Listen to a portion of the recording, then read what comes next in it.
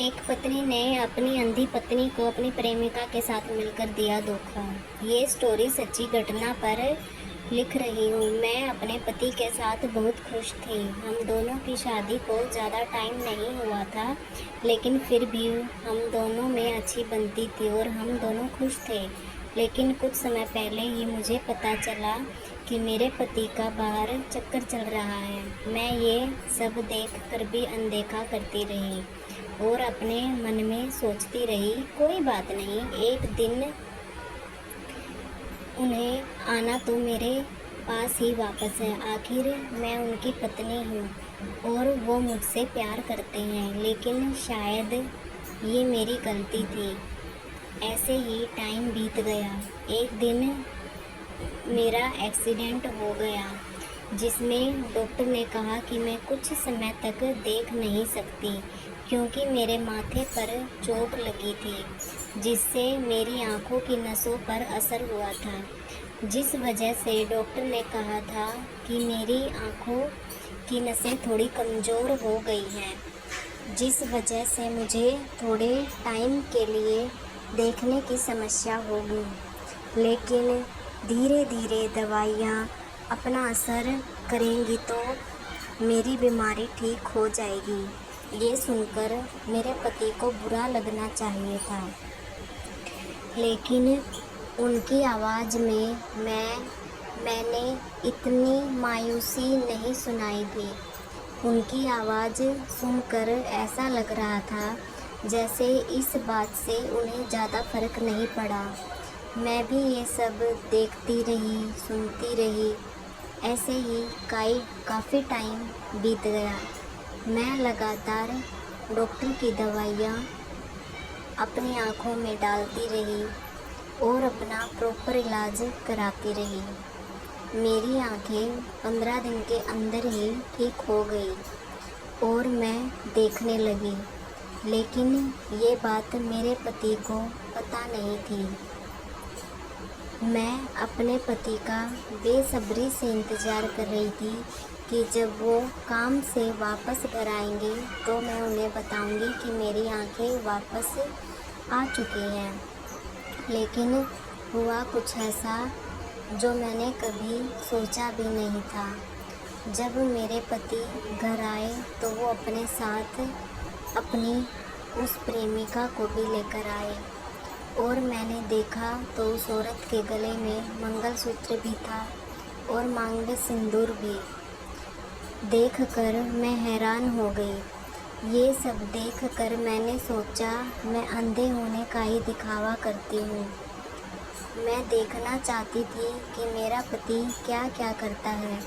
ऐसे ही वो उस औरत को घर में रखने लगा, क्योंकि उन दोनों को लग रहा था कि मैं देख नहीं सकती, लेकिन मैं सब कुछ देख सकती थी। उन दोनों के सामने यही जताती थी कि मुझे कुछ दिखाई नहीं दे रहा। मैं ऐसे ही अब काम करने की आदी भी हो चुकी थी, तो मैं बिना देखे ही ऐसे अपने काम करती थी।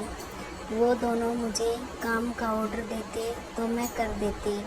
उनको लग रहा था कि मुझे दिखाई नहीं दे रहा कि मुझे ऑर्डर मेरा पति नहीं बल्कि उसकी प्रेमिका दिलवा रही है।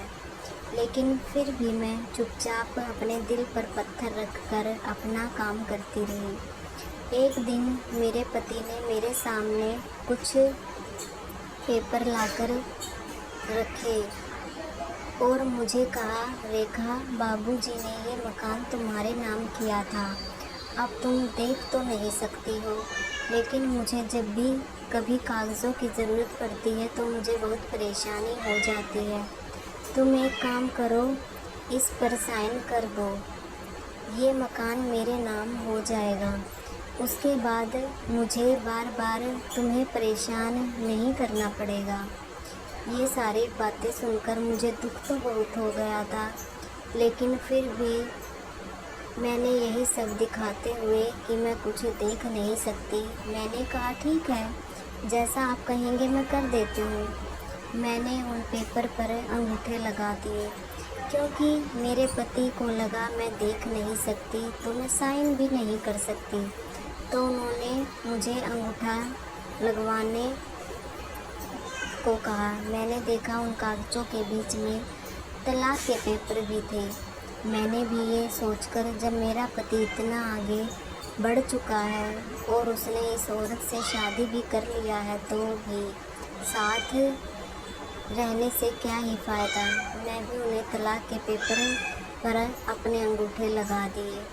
मेरे अंगूठे लगाते ही वो औरत और मेरा पति इतने खुश हो गए जैसे उन्हें दुनिया का खजाना मिल गया हो। मैं उनकी खुशी देख सकती थी, लेकिन मैं अंदर से इतनी टूट चुकी थी कि मैं चिल्ला चिल्ला कर रोना चाहती थी, लेकिन मैंने अपने आप को कंट्रोल किया, क्योंकि मैं अभी भी नहीं बताना चाहती थी कि मैं देख सकती हूँ। उसके बाद मैंने देखा वो औरत मेरे पति को कुछ इशारा कर रही है कि वे मुझे कुछ खिला दे। मैंने देखा मेरा पति मेरे लिए दूध लेकर आ रहा है और उसने उसमें कुछ दवाई मिलाई। मैं अब इतना तो समझ चुकी थी कि मेरे पति के अंदर मेरे लिए अब कोई फीलिंग नहीं बची है, और इससे मुझे इतना अंदाज़ा हो गया था कि उसने ज़रूर इसमें कुछ ऐसी चीज़ मिलाई है जिससे या तो मैं हमेशा के लिए अपाहिज या अंधी रह जाऊंगी, या फिर इस दुनिया से ही चली जाऊंगी। इसीलिए वो मुझे दूध पिलाने लगा, तो मैंने खांसने का बहाना किया और कहा कि मैं आपको बताना भूल गई, आज मेरी माँ ने मुझे घर बुलाया है और वो दूसरे शहर शिफ्ट हो रहे हैं, तो इसीलिए मुझे भी कुछ दिन के लिए उनके साथ ही जाना है। मेरे पति को लगा चलो इसको मारने से अच्छा है ये खुद ही यहाँ से चली जाएगी, तो उसने मुझे जाने दिया। उसने मुझे घर छोड़कर आने की भी ज़रूरत नहीं समझी। उसने मुझे घर से ही ऑटो में बिठा दिया। मुझे मेरे खुद के कपड़े तक नहीं लेने दिए, लेकिन अब मैं भी बहुत ज़्यादा परेशान हो चुकी थी। मैं भी अब मेरे पति और उस औरत की शक्ल नहीं देखना चाहती थी। मैं भी उस ऑटो में बैठकर वहाँ से चली गई। थोड़ी दूर जाने पर मैंने उस ऑटो को रुकवाया और मैं ज़ोर ज़ोर से रोने लगी। ऑटो वाले ने भी मुझे रोने का कारण पूछा, लेकिन मैं कुछ नहीं बता सकती। मैंने उसे फिर से चलने के लिए कहा, तभी मुझे मेरी सहेली मिल गई और वो मुझे अपने साथ ले गई। मैंने उसे सारी बातें बताई। उसे भी मेरे लिए बुरा लगा, लेकिन उसने कुछ दिन तक मुझे अपने पास रहने दिया। ऐसे ही अब 4 महीने बीत चुके थे। मैं वही आसपास ही रहती थी जहाँ पर मेरे पति का घर था। मेरी सहेली के ज़रिए मुझे मेरे पति की खबर मिल जाया करती थी कि वो हर रोज़ शाम को बाहर ही खाना खाते हैं और वो औरत घर में कोई काम नहीं करती। उसने घर में काम वाली भी रख रखी है। इससे तुम्हारा पति काफ़ी गुस्से में रहता है और कई बार उसके चिल्लाने की आवाज़ें बाहर तक आती हैं। ये सब सुनकर मुझे बुरा तो लगा था, लेकिन अब मेरे अंदर शायद प्यार ख़त्म हो चुका था। इसीलिए मुझे भी अब मेरे पति के लिए बुरा नहीं लगता था। मैंने भी मेरी सहेली से कहा, अब जैसा उन्होंने मेरे साथ किया है वैसा उनके साथ तो होना ही है। भगवान सब देखते हैं, एक ना एक दिन सबको सबका फल मिल जाता है। ये सारी बातें सुनकर मेरी सहेली कहती है, हाँ तुम सही कह रही हो। थोड़े दिन बाद मुझे खबर मिली कि मेरे पति की जहर खाने से मौत हो गई। जब मैंने अपनी सहेली को वहाँ भेजा तो उसने देखा वो औरत वहाँ किसी दूसरे आदमी के साथ बैठी हुई थी।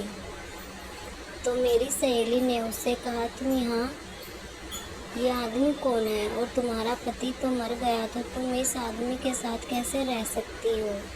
और वैसे भी ये घर तो अजीत के नाम था ना। ये सुनकर वो औरत खिलखिला कर हंसती है और कहती है, किसने कहा तुमसे? मैंने तो उस आदमी से शादी ये घर पाने के लिए ही की थी। उसने मुझे ये घर दे दिया और वो इस दुनिया से चला गया। अब उसका काम ख़त्म हो गया। अब मैं यहाँ अपने पति के साथ रहती हूँ। ये मेरा पति है। ये सुनकर मेरी सहेली के पैरों तले ज़मीन खिसक गई और उसने मुझे जाकर सब कुछ बताया। तो मैं समझ गई कि ये सब कुछ इस औरत ने ही किया है। उसने ही मेरे पति को जहर दिया होगा और सब इस आदमी के साथ मिलकर ही इसने किया है। इससे हमें यही शिक्षा मिलती है कि हमें हमेशा अपनों पर विश्वास बनाकर उनके साथ प्यार से रहना चाहिए। अगर हम बाहर किसी पर विश्वास करते हैं तो कभी भी सही नहीं होता और जैसा आप करेंगे वैसा ही फल आपको भी मिलेगा। इसीलिए राधे राधे।